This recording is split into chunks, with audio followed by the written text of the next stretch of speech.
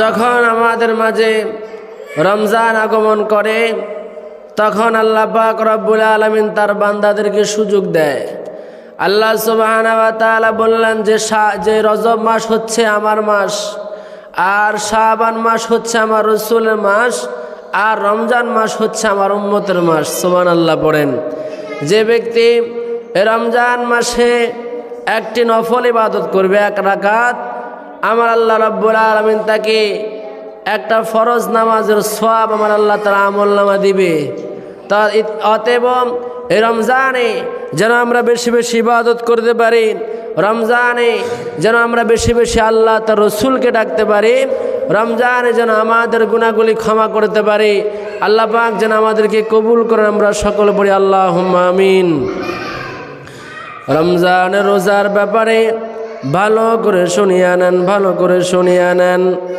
আল্লাহ পাকের যখন একজন গুনাহগার বান্দা আল্লাহ পাকের দরবারে হাত তুলবে, রমজান মাসে আমার আল্লাহ রাব্বুল আলামিন তার অগণিত বান্দা বান্দীদেরকে আমার আল্লাহ ক্ষমা করবেন, অগণিত বান্দা বান্দীদেরকে আমার আল্লাহ ক্ষমা করবেন, অগণিত বান্দা বান্দীদেরকে আমার আল্লাহ ক্ষমা করবেন।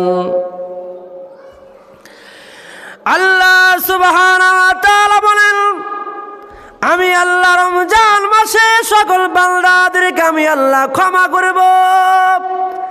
যারা রমজান মাসে যারা রোজা রাখবে, দিনের বেলা রোজা রাখবে আর রাতে নামাজের জন্য দাঁড়িয়ে যাবে, রাতে যারা কোরআন তেলাওয়াত করবে, যারা আল্লাহর ইবাদত করবে, ইবাদত করার পর যদি আমার আল্লাহকে বলে, আল্লাহ জীবনে অনেক গুনাহ করেছি, আল্লাহ আপনি আমার গুনাহগুলি মাফ করে দেন, আল্লাহ আপনি আমার গুনাহগুলি ক্ষমা করিয়া দেন, আল্লাহ আপনি আমার গুনাহগুলি মাফ করিয়া দেন, আমার আল্লাহ বলেন ওই বান্দা যতই গুনাহ করে নেওয়ালা হোক না কেন, আমি আল্লাহ পাক রব্বুল আলামিন ওই বান্দার গুনাহগুলি আমি আল্লাহ ক্ষমা করে দেই। আল্লাহ পাক রব্বুল আলামিন এই রমজান মাসে অগণিত বান্দা বান্দীদেরকে আমার আল্লাহ ক্ষমা করেন। যারা আল্লাহ তাআলার সন্তুষ্টির জন্য যারা রোজা পালন করবেন, আমার আল্লাহ রব্বুল আলামিন তাদেরকে ক্ষমা করে দিবেন।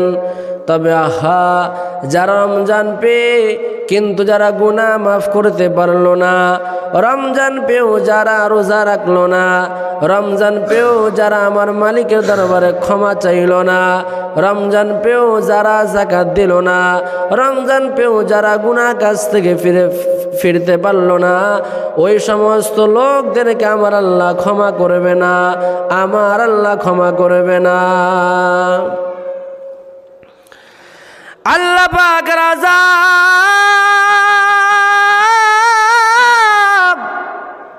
আল্লাহ পাকের আযাব অনেক ভয়ানক।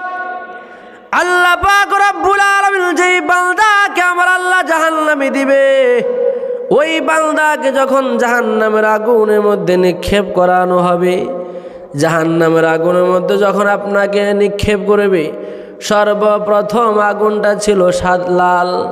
ওই লাল আগুনের মধ্যে আমার আল্লাহ আপনাকে লাল আগুনের মধ্যে আমার আল্লাহ আপনাকে সর্বপ্রথম 1000 বছর আমার আল্লাহ জ্বালাবে। জ্বালাতে জ্বালাতে আপনাকে কয়লা কয়লা কয়লা কয়লা করবে, এরপরে আবার আপনাকে পরিবর্তন করবে, পরিবর্তন করে আমার আল্লাহ ওই লাল আগুন থেকে একটা আগুন ভয়ানক, ওই আগুনটা হলো সাদা আগুন, ওই আগুনে আমার আল্লাহ আপনাকে নিক্ষেপ করবে, নিক্ষেপ করবে।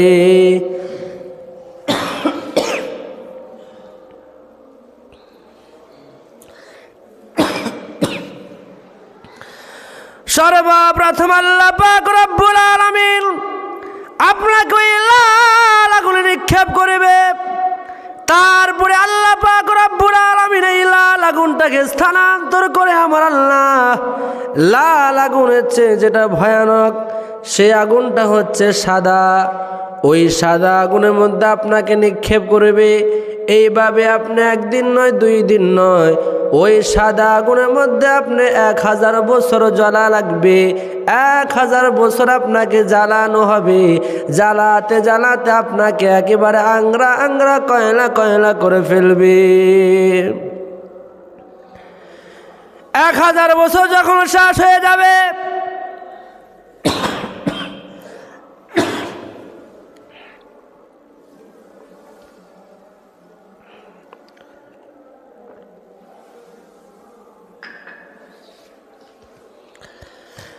এক 1000 বছর যখন শেষ হয়ে যাবে, তারপরে আপনাকে ওই সাদা আগুন থেকে যে আগুনটা ভয়ানক, সে আগুনটা হলো কালো। ওই কালো আগুনের মধ্যে আপনাকে 1000 বছর পর্যন্ত আপনাকে জ্বালাতে থাকবে। এইভাবে আপনাকে খালি কষ্ট দিবে, খালি কষ্ট দিবে, খালি কষ্ট দিবে।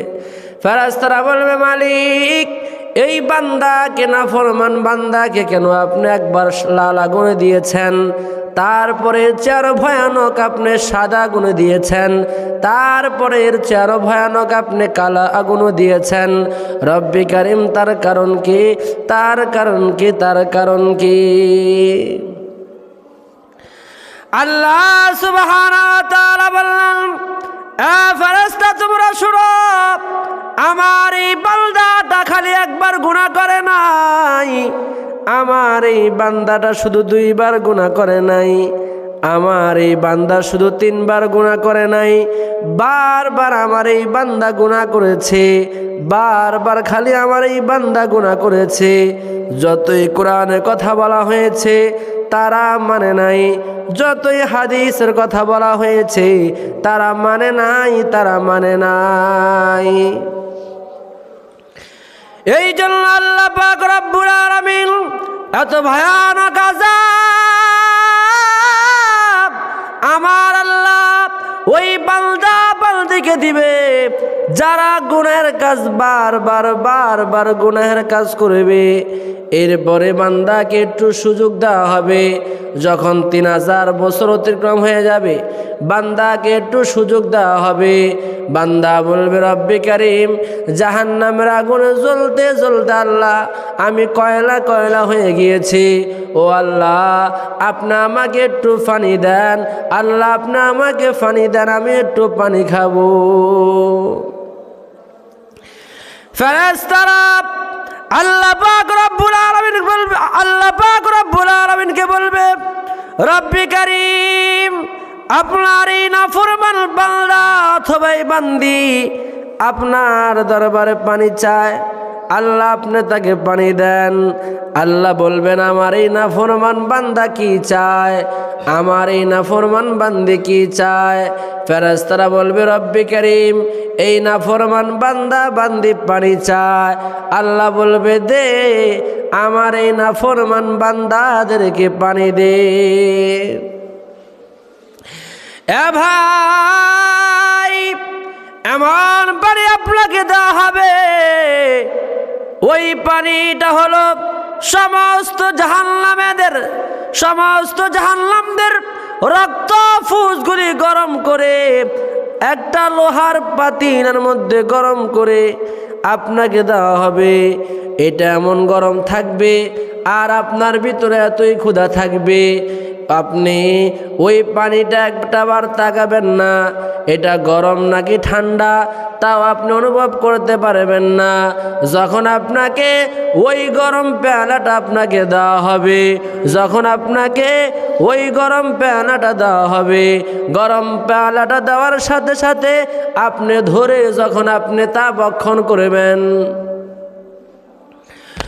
ওই রক্ত ফুসগুলি এমন গরম থাকবে, আপনাকে দেওয়ার সাথে সাথে যখন আপনি মুখে দিবেন, মুখে দেওয়ার সাথে সাথে আপনার জিহ্বাটা গলে গলার ভিতরে যা কিছু আছে সব কিছু একেবারে জ্বলে একেবারে গলে আপনার পেটের মধ্যে চলে যাবে। ওই পেটের ভিতরে নারী বুড়ি সব কিছু গলে তা পায়খানার রাস্তা দিয়ে বের হয়ে যাবে, পায়খানার রাস্তা দিয়ে বের হয়ে যাবে। ওই নাফরমান বান্দা বলবে, মালিক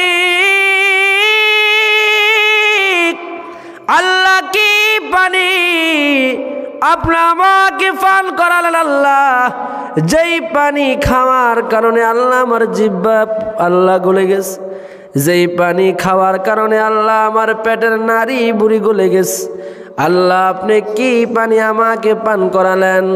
আল্লাহ বলবেন, বান্দারে তুমি শুনিয়া নাও, দুনিয়ার জমিনে তুমি অনেক নাফরমানি করেছো, দুনিয়ার জমিনে তুমি অনেক হারাম ভক্ষণ করেছো, অনেক হারাম ভক্ষণ করেছো, অনেক গুনাহের কাজ তুমি করেছো। এই জন্য আমি আল্লাহ রাব্বুল আলামিন তোমাকে এত শাস্তি দেই, আমি আল্লাহ রাব্বুল আলামিন তোমাকে এত শাস্তি দেই। আল্লাহ পাক রব্বুল আলামিন তার বান্দাকে আমার আল্লাহ ভালোবাসেন, আল্লাহ পাক রব্বুল আলামিন তার বান্দাকে আমার আল্লাহ ভালোবাসেন। যারা গুনাহের কাজ করার পরও আমার মালিকের দরবারে তওবা করেন, ইস্তেগফার করেন। আহা, আমাদের মধ্যে এমন হতভাগ রয়েছে যারা গুনাহ করার পরে তওবা করে না, যারা অপরাধ করার পরে তওবা করে না, যারা গুনাহ করার পরে তওবা করে না, যারা অপরাধ করার পর আল্লাহর কাছে ক্ষমা চায় না।